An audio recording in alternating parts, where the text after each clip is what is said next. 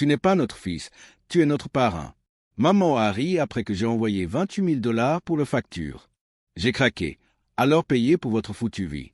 J'ai annulé l'assurance automobile de Bella, j'ai pris leur BMW et j'ai exigé un remboursement de 82 000 $. Maintenant, il pleure, crie et me supplie de revenir, mais je ne suis plus le portefeuille. Et Reddit, as-tu déjà eu l'impression d'être né juste pour être le plan de retraite de quelqu'un d'autre? Cette pensée m'a frappé comme un train de marchandises alors que j'étais assis dans mon appartement d'une chambre à Chicago, regardant mon compte bancaire, un chiffre qui avait chuté de 28 000 $ du jour au lendemain. Pas pour une hypothèque, pas pour des frais médicaux. Pas pour moi, mais pour mes parents. Encore une fois, je n'ai même pas reçu de remerciement cette fois, juste une capture d'écran de leur solde de carte de crédit remis à zéro et un emoji clignotant de maman. J'ai 29 ans, je suis célibataire, je travaille dans l'informatique d'entreprise, je travaille 60 heures par semaine, pas d'enfants, pas de dépenses folles, juste moi. Mon loyer est trop cher et cet étrange sentiment de culpabilité que je porte depuis que j'ai 19 ans et que j'ai quitté la maison avec 2 sacs polochons et une bourse. À l'époque, maman m'a dit « Si tu sors, ne t'attends pas à revenir en rompant. » Et je ne l'ai pas fait. J'ai tout construit moi-même. Alors, comment suis-je arrivé ici à nouveau? Tout a commencé il y a 2 ans, lorsque papa a perdu son emploi. Il s'avère qu'il a démissionné parce que son patron lui a demandé d'arriver à l'heure. Maman avait un travail à temps partiel pour faire des ongles à la maison, mais elle avait ralenti pour des raisons de santé, ce qui, je le sais maintenant, signifiait qu'elle préférait regarder de vrais marathons criminels sur YouTube. Ils m'ont appelé un soir en pleurant et m'ont dit qu'ils ne pouvaient pas payer de loyer. Je leur ai viré 3 000 $ sans sourciller. C'était le début. Ils ont dit qu'ils me rembourseraient. Ils ne l'ont pas fait. Mais j'ai continué à envoyer plus. 400 $ pour l'épicerie ici, 800 $ pour les réparations de voitures là-bas, 5 000 $ quand ils ont dit que Bella, ma sœur de 21 ans, avait besoin d'argent pour ses frais de scolarité. Seulement, elle n'était pas à l'école. Elle était à Tulum, buvant des cocktails et me taguant sur des photos de bikini avec des légendes comme #blessed. J'aurais dû les couper à ce moment-là, mais je n'ai pas pu. La culpabilité est une sacrée drogue, et ma mère sait exactement comment appuyer sur les bons boutons. Après tout, nous avons abandonné pour toi, après d'avoir élevé sans rien, ce qui, pour être honnête, était plutôt vrai. Mais il y a 2 semaines, l'interrupteur a finalement basculé. Je suis rentré chez moi pour le week-end pour leur faire une surprise. Je ne les avais pas vus depuis presque 1 an. J'ai apporté des cadeaux sympas, une bouteille de Macallan pour papa, un certificat de spa pour maman et un nouveau MacBook pour Bella, même si elle m'avait bloqué il y a 6 mois après que j'ai refusé de co-signer un bail pour elle. Ils n'étaient pas chez eux quand je suis arrivé. La maison était plus belle que dans mon souvenir récemment repeinte, une piscine, des comptoirs en granit qui n'étaient certainement pas là quand j'étais enfant, et garé devant une BMW noire brillante. Je pensais qu'ils l'empruntaient ou le louaient. Non, c'était le leur. J'ai attendu 3 heures. Quand ils sont finalement entrés, ils avaient l'air stupéfaits, pas excités de me voir. « Oh, dit maman en posant son sac à main, pourquoi ne nous as-tu pas dit que tu venais ?» Je voulais te surprendre, j'ai souri. Je suppose que ça a fonctionné.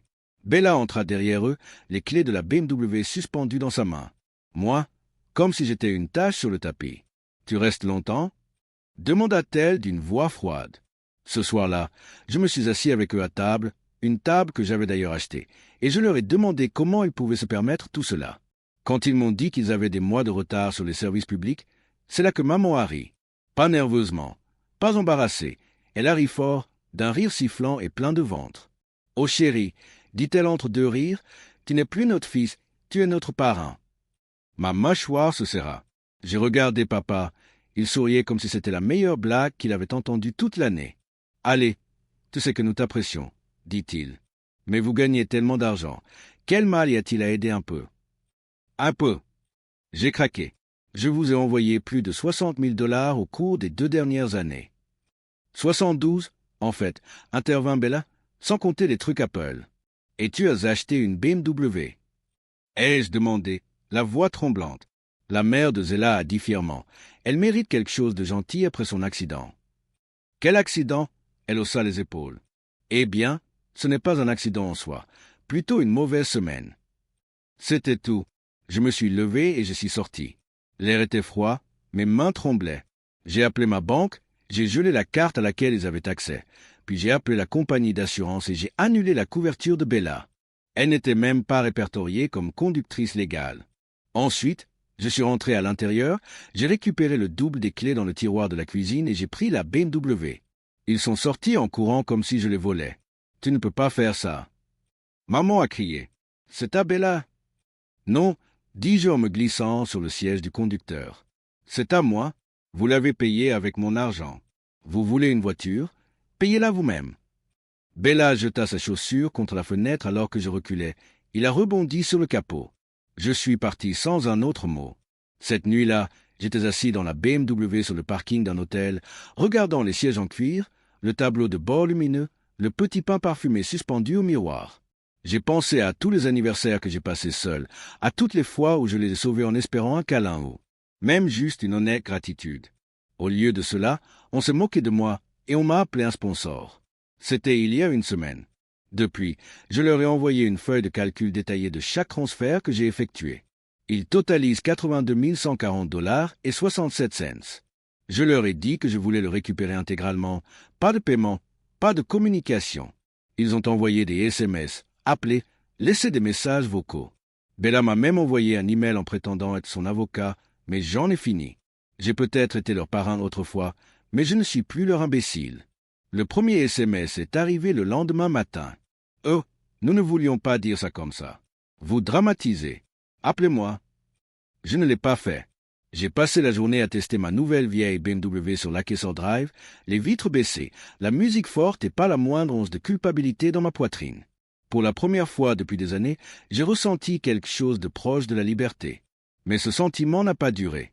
À midi, j'avais 37 appels manqués. Maman, papa, Bella et même certains numéros inconnus que je soupçonnais être des cousins plongés dans le chaos. Puis vint le message vocal.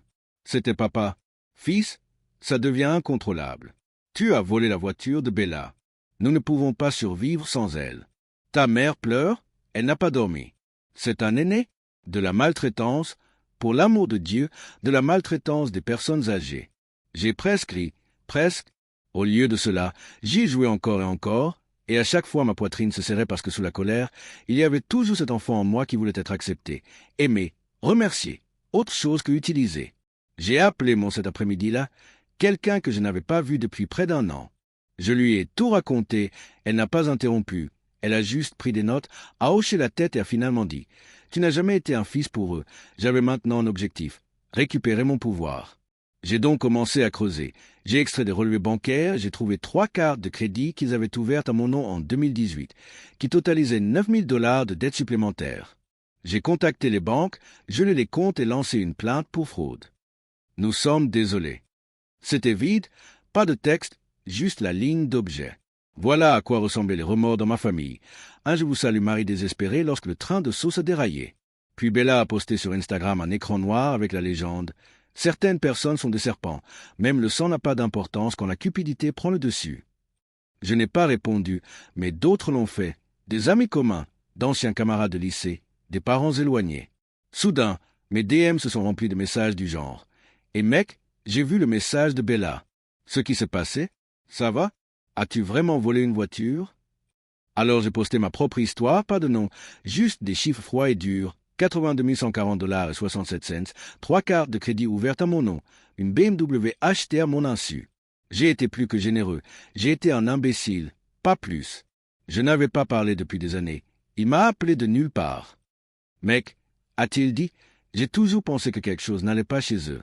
Maman a dit qu'il lui avait également emprunté de l'argent et ne l'avait jamais remboursé.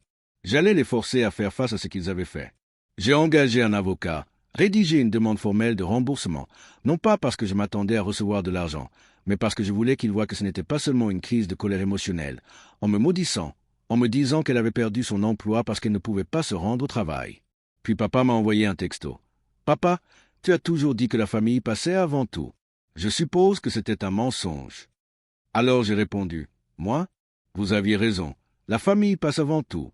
J'ai juste arrêté de te considérer comme mienne. » Bloqué, bloqué, bloqué. J'ai changé mon numéro, fermé les alertes de crédit commune, redirigé tout courrier qui y était connecté. J'ai même échangé mon contact d'urgence au travail de papa à mon meilleur ami Marcus. C'était un moment qui semblait étrangement significatif, comme si j'allais enfin officiellement couper le... Une semaine s'est écoulée. Puis j'ai commencé à mieux dormir, à cuisiner de vrais repas et à aller à un événement local sans vérifier mon téléphone toutes les 5 minutes au cas où Bella aurait besoin de quelque chose. J'ai même rencontré quelqu'un, Alissa, une infirmière avec un sens de l'humour sec et une faible tolérance au BS. Je lui ai tout dit lors de notre 3e rendez-vous, m'attendant à ce qu'elle tressaillisse ou du moins se retire. Au lieu de cela, elle s'est penchée et a dit « Bon sang, c'est une manipulation de niveau supérieur. Je suis content que tu sois sorti. » Et juste comme ça, j'ai réalisé que j'étais vraiment dehors jusqu'à ce que je ne le sois plus. 2 jours plus tard, une lettre certifiée est arrivée à mon appartement. Une note manuscrite de ma mère, non chérie, pas d'amour, juste 5 mots tremblants griffonnés sur du papier ligné. Nous avons besoin de toi. S'il vous plaît, arrêtez.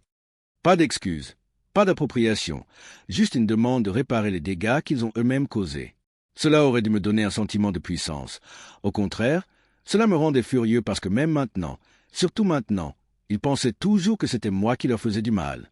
Laissez-les pleurer. Laisse des cicatrices, du genre à tout révéler. Alors j'ai fait ce que j'aurais dû faire il y a des années. J'ai dit la vérité. J'ai écrit un long article, pas par sympathie, pas pour attirer l'attention, juste pour mémoire l'histoire complète.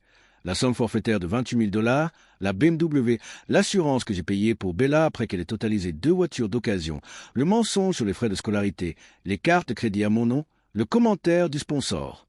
J'ai posté des captures d'écran, des numéros expurgés, mais des preuves indéniables, date, transfert, email. Et puis j'ai cliqué sur publier. Je ne m'attendais pas à l'explosion qui a suivi. De vieux voisins ont commenté. Cela explique tellement de choses. Une ancienne coéquipière de Bella a déclaré qu'elle se souvenait à quel point elle avait des droits et que sa mère se vantait d'être devenue riche grâce à ses enfants.